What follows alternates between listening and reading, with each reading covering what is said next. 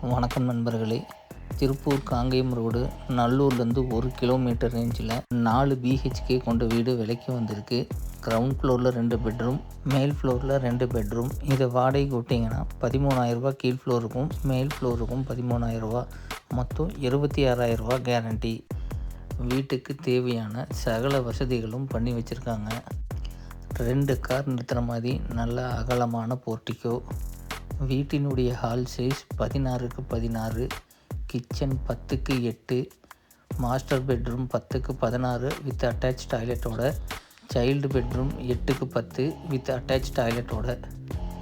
இப்போ first floor பார்க்கலாம். Ground ஃப்ளோரில் என்ன அளவு சொன்னானோ சேம் அதே செலவு தான் ஃபஸ்ட் ஃப்ளோருக்கும் கொடுத்துருக்காங்க.